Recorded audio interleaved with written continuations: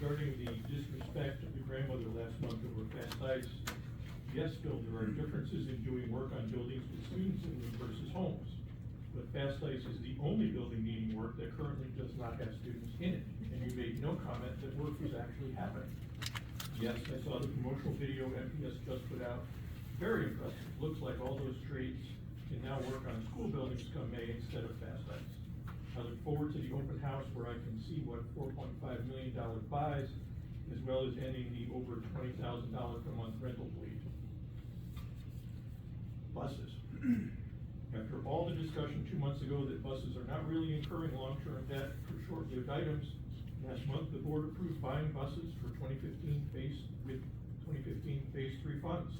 These funds you have been paying bond interest on for 2.5 years and will continue to pay interest now through mid-2030s.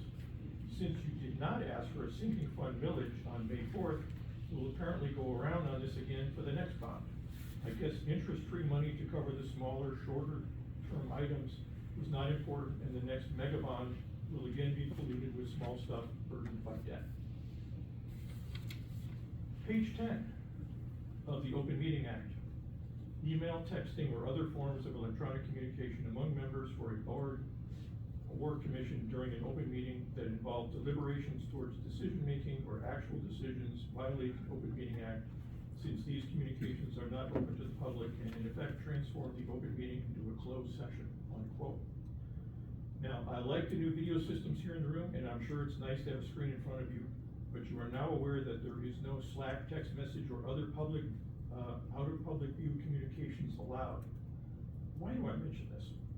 The very interesting bio break at the last meeting where a quorum was out in the hall might not have been strange, except for the fact that the secretary had to not only bring notes to the hall, but had to come back in and then go out again with notes into the hall.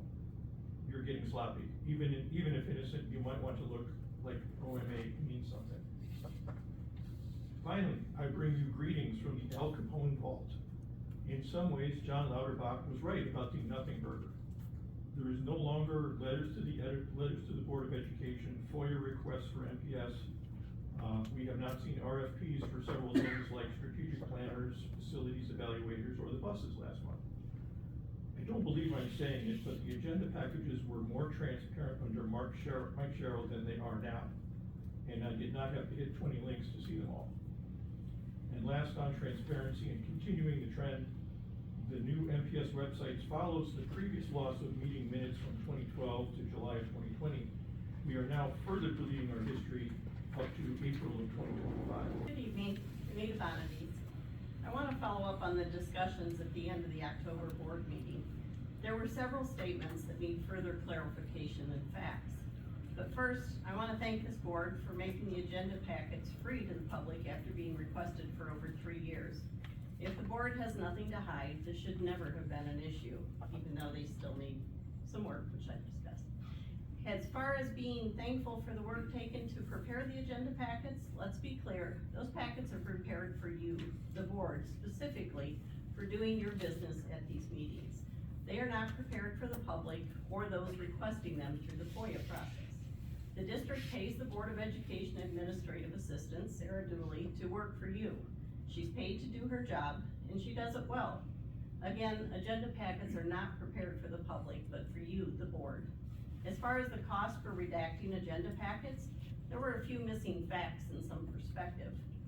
First, in the past 2 years, there have been 20 agenda packets out of 34 total that have had redactions. 19 of those only had redactions for addresses for MPS individual donors. In the other case, the names of the students in the IB program were redacted. And those donor letters could be removed, and 95% of the redactions would go away. The comments about the personal information of minors and privacy of others is seldom an issue, but redactable when it does appear. I have only seen a couple of these cases over the 3.5 years I've been receiving these agenda packets. Second, the discussion about all of the expenses that MPS will have to absorb for the redaction process. John Lauterbach said that the cost will get absorbed in overhead, and it's a cost, but that's fine. MPS has an annual budget around $110 million. The cost for these agenda packets as currently billed has been $425 per year. So that is a total of 0.0004% of the MPS budget. Then consider that number is 0.4% of a FOIA requester's annual income using round numbers. So the board had no problem with the public asking for relief from these FOIA expenses, which have totaled over $1,000 over the past 3.5 years. But all of a sudden, we are to feel sorry for MPS to absorb the cost. Where was the concern by this board for the public when asking for relief from these fees? Finally, John Lauterbach stated that it's a little frustrating that we've been involved in litigation for I don't know how long now, over $50 for board packets. I am curious if my lawsuits are really only over $50. Why hasn't the district settled them then? Or is it because they are really about following FOIA law, which you didn't? Thank you.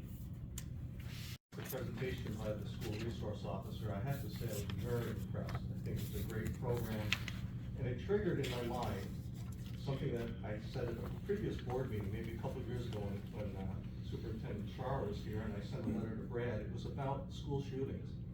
And one of the things that I think we really have to make sure of is that when you have a troubled student, you know, someone who has trouble, we try not to make any kind of stigma, but getting that person through the judicial system to get into the NICS system, the National Criminal Information Center, so that they can't buy a firearm unless they have some judicial review.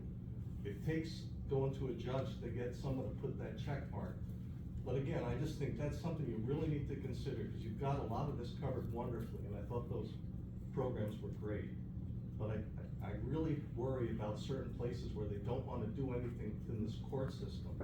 I just would please consider that. If someone is really troubled, they can always have that taken off their record by a judicial review, but it only takes one mistake. And most of the school shootings, as I said in my presentation back then, were all because the troubled student known was not put into the NICS system and could buy a firearm. So just something I think would be very important to consider going forward. But again, it's a wonderful program, and I thought it was very impressive. The other thing is you're going to be talking about your advisory board. We went to a presentation. We know what's going on with this increased sexualization to the health curriculum, which is not opt-outable, if that's a word. But I really want to make sure, because I looked at your board, and I just want to make sure that you have cultural and ideological diversity in there. I don't know all those people. I only know Wally Layton, you know, as a reverend. But I really want you to make sure when you put that program, which has a real indoctrination intent, that the school board of the state just put in there. I think it's very dangerous. And I think your board who's going to review that really needs to look at this from a diversity of ideological viewpoints, because I think it's a very dangerous continued sexualization of our children under the guise of health. It's a very left-wing agenda, and I think it's very dangerous. So please consider that when you go through whether you're going to implement that in MPS. Thank you. Any of you been alive? I was in the military for 4 years, and you add those two numbers together and it's 78. That's how old I am. Thank you, Midland School System, for teaching me math, reading, science. I've been sitting back here, and I have no family members with me this time, and normally they say to me, don't say anything, because they're afraid I'm going to embarrass them. And I said, Midland School System set me up for so many wins. Now I had to do something. My father was merit-based and believed in self-accountability. So I've been going through yearbooks, evaluating my time in the Midland School System, teachers, coaches, administrators, counselors. Most of those people were merit-based and self-accountability. But you gotta do something. So recently, I've been attending other meetings, and I'm concerned with this new proposal. 3 of us drove down in October to the state school board meeting in Lansing, and then we were there the other day. We also attended a meeting prior to that here in Midland, and we had some pretty powerful people there, and we were told at that meeting it's going to be a 6-2 vote.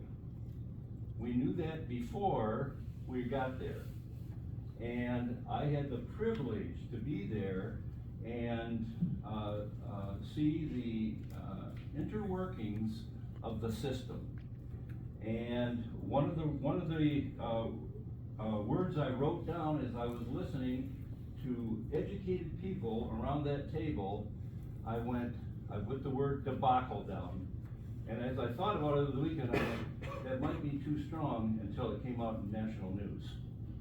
They used Michigan as a criteria for the school system, math and reading, and that we're in the bottom 10.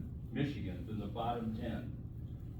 And I'm concerned about this new proposal, how this school board is gonna implement that in this. See, I don't have any children or grandchildren in the school system, but I have nieces and nephews, and I'm the oldest person in my family, and I wanna tell you what, they don't know what's going on. I sat in that meeting and I listened to what was going on down there and how the Midland school system is gonna implement sex with health. And, I've got some concerns. Why do young people need to hear some of this stuff? Thank you.